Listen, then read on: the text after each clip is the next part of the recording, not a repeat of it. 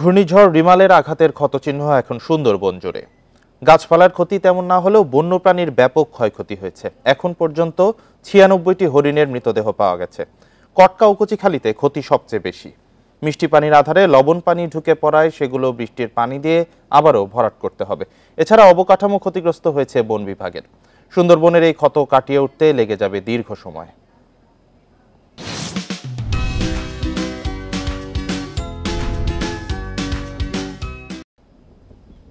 কটকা অভয়ারণ্যের জামতলা পয়েন্টে পা রাখলেই স্পষ্ট ঘূর্ণিঝড় রিমালের তাণ্ডব। কিছু দূর এগোলেই চোখে পড়ে মৃত হরিণ। এখানেই পাওয়া গেছে ৩৮টি হরিণের নিষ্প্রাণ দেহ। একই অবস্থা কচিখালিতে। এখানে এবং পাশের সুপতি খাল থেকে অন্তত 10টি হরিণের মৃতদেহ উদ্ধার হয়েছে 2টি শূকরের মৃতদেহ। আর এগুলো বনেই রাখা হয়েছে অন্যান্য প্রাণীর খাবার হিসাবে। যে স্থানে আছে সেই স্থানে রাখা হচ্ছে, কারণ এটা ইকোসিস্টেমে এই শূকর এবং অন্যান্য ওই গুইসাপ ওরাই ওটা ভক্ষণ করবে। এটা তার প্রকৃতির নিয়মে তার মিশে যাবে। উপকূলে বৈরী আবহাওয়ায় ঢাল হয়ে থাকা সুন্দরবনে 120টি মিঠা পানির পুকুর, এর মধ্যে 100টি লবণ পানিতে ডুবে গেছে। বিপাকে পড়েছেন বনজীবী, বনকর্মী ও বন্যপ্রাণী।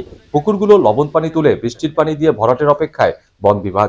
2টা পুকুর আছে, সেখানে একটা পুকুর রেখে বাকিটা পরিষ্কার করার জন্য পরিষ্কার পানি, মানে ওটা পানি লবণাক্ত পানিটা সরিয়ে ফেলে এখন ন্যাচারালি বৃষ্টি হলে সেটা যেন আবার পানিতে ভরে যায়। ঘূর্ণিঝড়ে ক্ষতিগ্রস্ত বনের বিভিন্ন ক্যাম্প ও স্টেশনের জেটি ভবন প্রাথমিকভাবে 6,27,00,000 টাকার ক্ষয়ক্ষতির ধারণা করছে বন বিভাগ।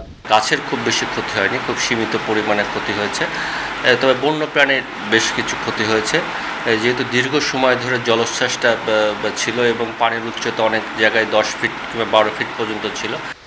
সমুদ্র লাগোয়া স্থানগুলো 10 ফুট পানির নিচে তলিয়ে যাওয়ায় এসব এলাকায় ক্ষতি বেশি হয়েছে।